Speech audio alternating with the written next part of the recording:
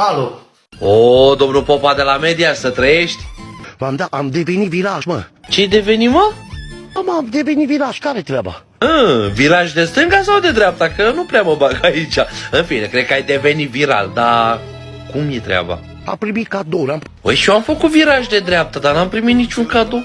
Tu cum ai reușit? am primit 2 rachete azi noapte. Ferească Dumnezeu, sper că nu-s de la Putin, că acum nu te mai vedeam în viață. Dar de ce ai primit tu rachetele alea? De ce? Că am dat 2 beșini? Bă, tu vrei să zici că te-ai beșit și ai primit 2 rachete? Ia că nu prea te cred eu pe tine. Mă, am primit 2 rachete că am dat 2 beșini. Mă, dă-o dracu, ia hai să văd și eu ce beșine ai dat tu, mă. Nu s-a auzit. Asta a fost prima. Și a doua cum a fost?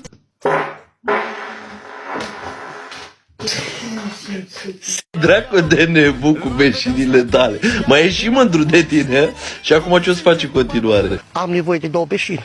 Mă poți ajuta? Da, păi nu te ajută fratele tău. Lasă că mâine dimineață o să mănânc o fasole de aia cu ciola la fomaj cu niște murături. Dacă nu te ajut eu cu toate beșinile din lume.